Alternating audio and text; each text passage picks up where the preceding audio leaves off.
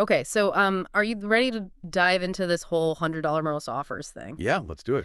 We've gotten a ton of requests from listeners to really dissect Alex Hormozi's book. And I gotta admit, I'm starting with like a healthy dose of skepticism. Can one book really hold the secrets to building a nine-figure business? I mean, come on. Right. But I trust your judgment, and you wouldn't recommend it if you didn't see something valuable. What jumped out at you?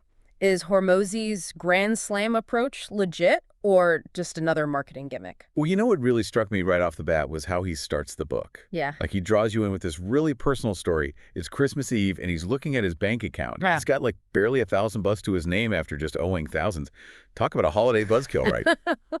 Oof. Yeah, I'd be questioning all my life choices at that point. Exactly. And that's Hormozi's whole point. It's from that low point that he claims to have unlocked the secrets to these Grand Slam offers. And he doesn't shy away from bold claims, does he? I mean, 36-to-1 return on ad spend. Multiple businesses hitting $1.5 million per month within 18 months. It's almost like, come on, is this real? So what makes these offers so grand slam anyway? Yeah, he definitely doesn't hold back on those numbers. But here's the thing. It's not about working harder. He actually argues that a lot of traditional business advice, hustle harder, lower your prices to beat the competition, that might work for huge companies, but it's a recipe for disaster for entrepreneurs, especially those who need to see profit fast and consistently. Okay, so it's not about grinding yourself to the bone or getting into price wars. I can get behind that. I'm always wary of advice that feels like a race to the bottom. Exactly. And that's where this idea of commoditization comes in. Hormozi argues that when you compete solely on price, you're basically telling the customer that your product or service is no different from the cheaper alternative. And let's be real, there's always someone willing to go lower. Always. So the key is to give people a reason to choose you, not just your price tag. Which brings us to this whole category of one concept, right? I've heard that phrase thrown around, but to be honest, it's always felt a little vague to me. How does Hormozi actually define it? So instead of trying to be the cheapest, you become so uniquely valuable that price becomes almost irrelevant. Your product or service is in a league of its own, impossible to compare. Okay, so it's about creating something so good, so laser focused on your ideal customer that they wouldn't even think of going anywhere else. Exactly. It's less about convincing and more about aligning with their deepest desires and frustrations. And that's where things get really interesting. Because instead of lowering prices, Hormozi says you should charge more than you think you're worth. Wait, hold on, back up. Charge more. Isn't that kind of counterintuitive? I get the value part. But how does charging more lead to more customers and a more successful business? It's all about what he calls the virtuous cycle of price. When you charge a premium price, it allows you to invest more in delivering exceptional customer experience. Better results, more support. It becomes this self-fulfilling prophecy. So you're not just raising prices for the sake of it, you're investing in a better experience that justifies those prices. Customers are happier, you're more profitable. It's a win-win. Right, but this only works if you can back it up with real, tangible value. Okay, makes sense. But how do we actually pinpoint that value? It's easy to say add more value, but what does that actually look like in practice? That's where we get into the nitty-gritty of what makes an offer irresistible. I'm all ears. Hormozi breaks it down with what he calls the value equation. Have you heard of this? I haven't. Lay it on me. Well, imagine an equation where the answer is how much your ideal customer is willing to pay. One side of the equation is value, the other is cost, right? So we need to figure out what makes up both sides of that equation. Okay, I'm following. The first part of the equation is the dream outcome. Like, what does your customer ultimately want to achieve by buying from you? Right, so it's not enough to just offer a service. You have to understand that deeper why behind their purchase. But that can't be the whole equation, right? What else is there? You're right. The next piece is perceived likelihood of achievement. That's how confident your customer is that you can actually deliver on that dream outcome. Right. It's not enough to just talk the talk. You have to back it up. I've seen too many people make big promises but fail to establish any real credibility. So what other factors feed into this value equation? I'm taking notes here. It's good stuff, right? So another big one is time delay. Essentially, how long will it take to see results? That makes a ton of sense. We live in a world of instant gratification. People are willing to pay a premium for speed and efficiency, which ties back to that value proposition we were talking about. So what's the final piece of the puzzle?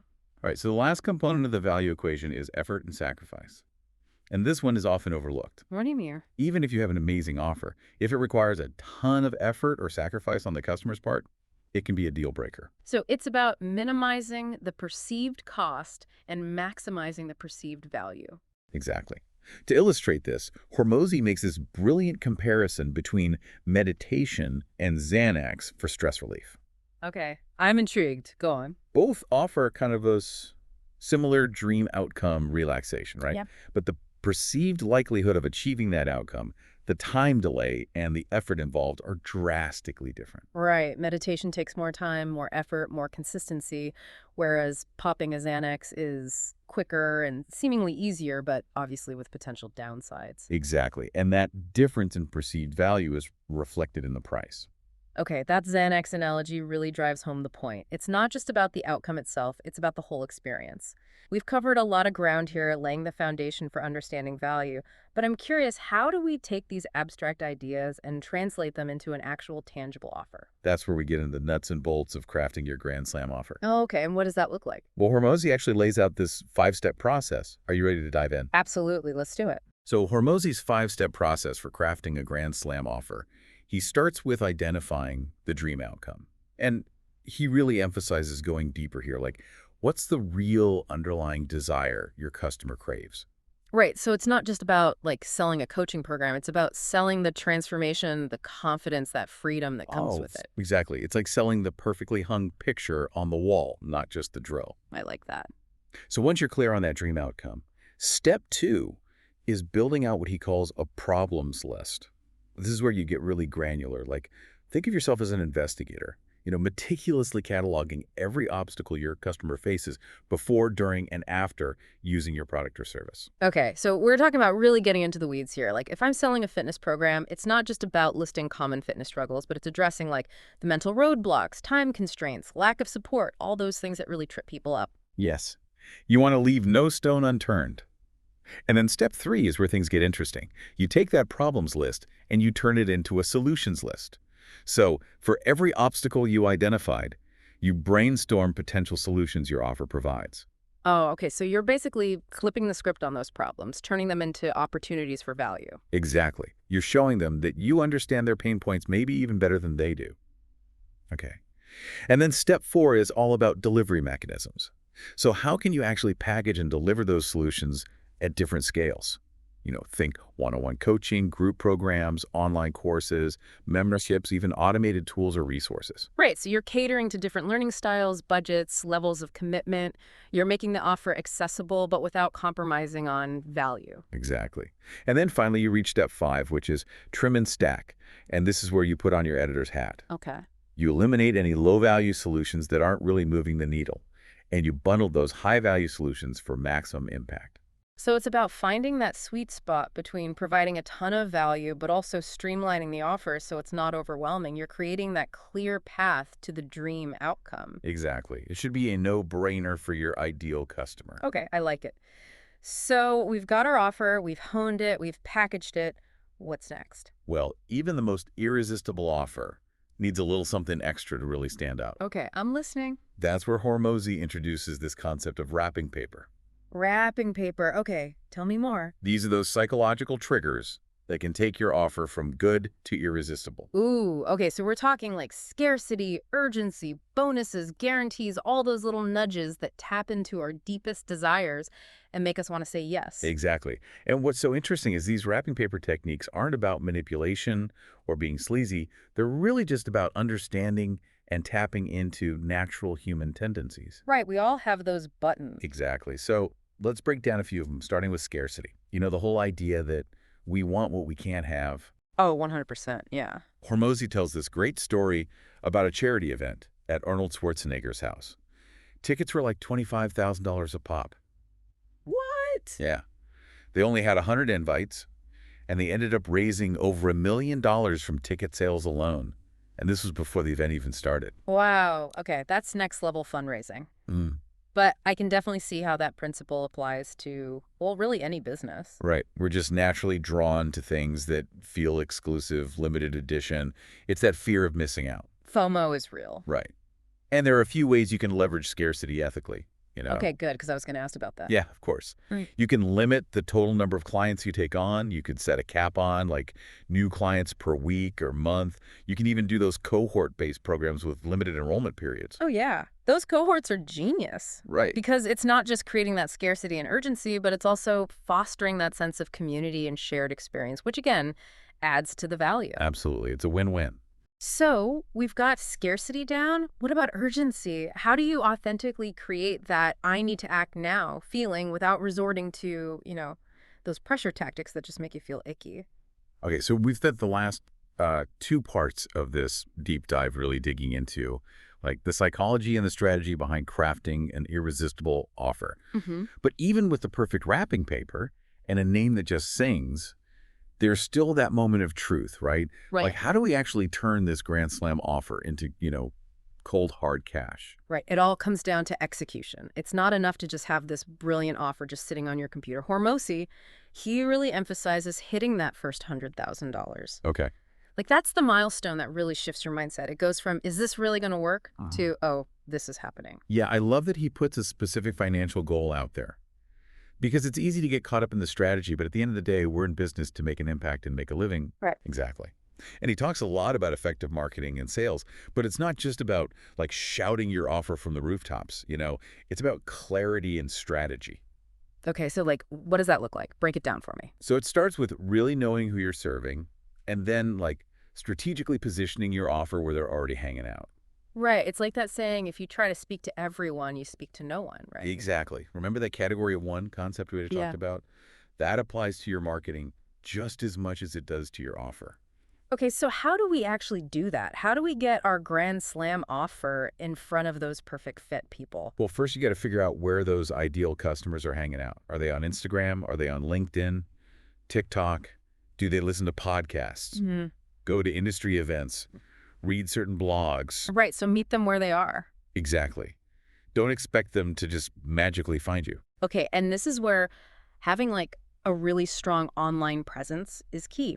A website that converts, you know, social media content that actually like grabs their attention and provides value. A way to Yeah. capture those leads and nurture those relationships. Exactly. It's about building those bridges to your offer. Hmm. Because you could have the most amazing Instagram content in the world, but if it doesn't lead somewhere, you're missing out on those valuable conversations. Right, it's got to be part of a bigger strategy. Speaking of which, I notice Hormozi talks a lot about the importance of social proof. Oh, yeah, it's huge.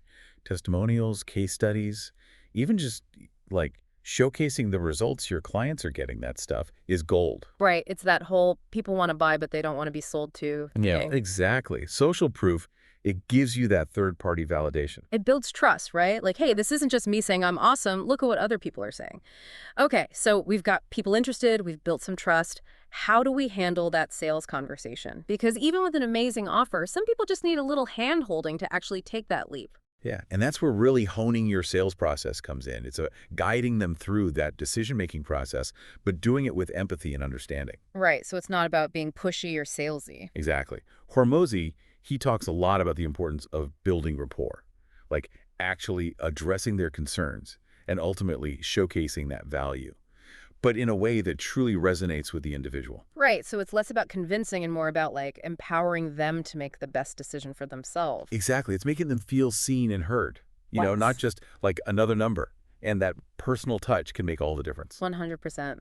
Okay, so we've got our marketing humming, our sales processes dialed in, we're bringing in clients. What's next? We just, like, kick back and watch the money roll in. Not quite. Hormozi constantly emphasizes this idea of tracking, measuring, optimizing, right?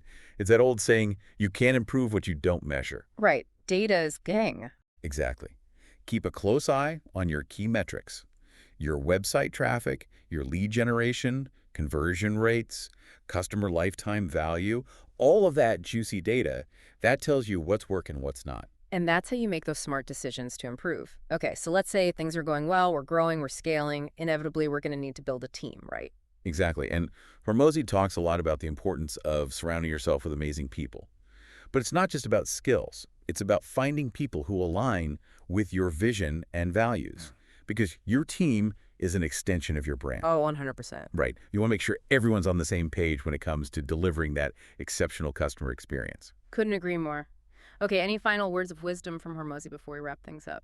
Well, he really emphasizes that building a successful business, it's not a sprint, it's a marathon. So embrace that continuous learning. Stay curious, stay flexible. What works today might not work tomorrow, so always be on the lookout for those ways to innovate and add even more value. I love that. It's about staying ahead of the curve and always striving to be better. Exactly. Well, this has been a really insightful deep dive. We went from, okay, $100 offers really, to, okay, there's some real wisdom here. It's about so much more than just sales. It's about building a business that truly serves your ideal customer, but also allows you to live a life that you love, right? I completely agree. It's about building something meaningful, something sustainable, and ultimately, yes, profitable. I love it. So for everyone listening, here's our challenge to you.